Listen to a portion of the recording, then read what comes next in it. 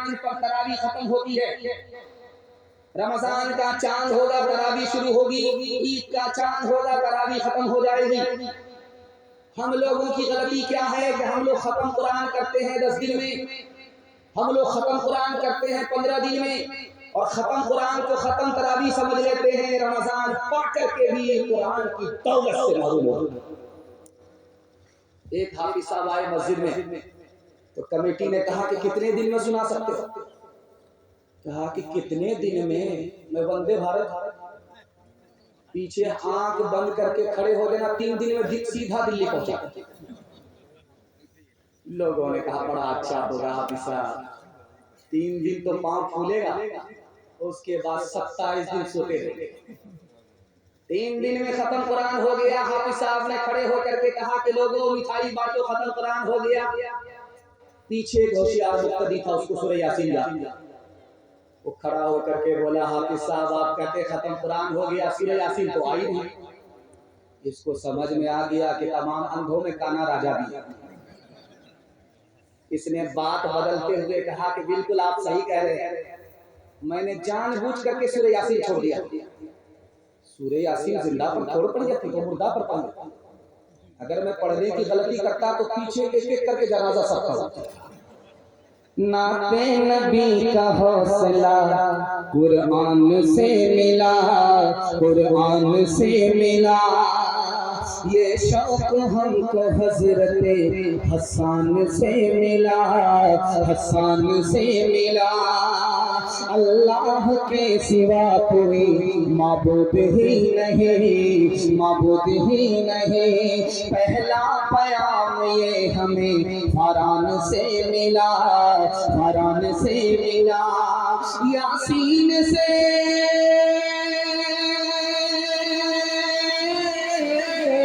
यासीन से तछापी कल्बो जिगर मिली, इजहार शुक्र सूरे रहमान से मिला, रहमान से मिला। इजहार शुक्र सूरे रहमान से मिला, रहमान से मिला।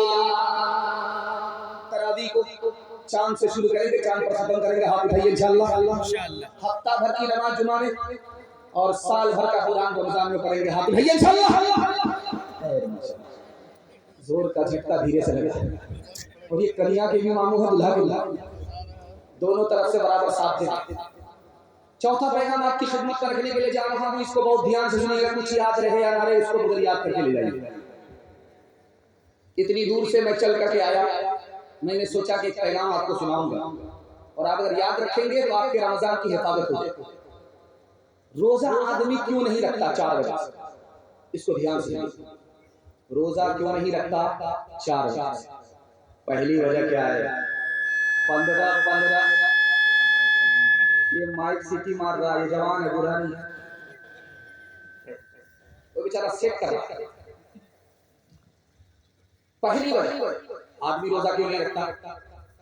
हिम्मत हार करके बैठ गया, 15 घंटे का रोजा होगा, मेरे बाप से इंसाफ से बताइए कि आप शहरी खा करके रोजा रखते हैं, पेट में आपके दाना है, पानी है, 10 बजे दिन तक आपको भूख नहीं लगी, प्यास नहीं लगी, उसके बाद काम धंधे में लग गए, आप भूख का एहसास नहीं रहा, प्यास का एहसास नहीं रहा, उसके बाद आपने नहा लिया, पूरा बदन ठंडा हो गया, भूख प्यास का एहसास नहीं, उसके बाद सो गए, सो करके उठे तो जोहर का वक्त हो गया, सो करके उठे तो असर का वक्त हो गया। अब आपको भूख लग रही है, प्यास लग रही है, दिल पर हाथ रख करके बताइए कितनी देर का रोजा है? अल्लाह के बंदे हिम्मत करो, रोजा रखना आसान है। दूसरी वजह आदमी रोजा क्यों नहीं रखता? मेरे पास इल्म है, मैं रोजा क्यों रखूं? जो जाहिल है वो रोजा रखे। हमारे घर में दाना पानी है, हम क्यों रोजा रखें? जिसके घर में दाना पानी नहीं है वो रोजा रखे। हमसे रोजे की हालत में भूखा मरा नहीं जाता।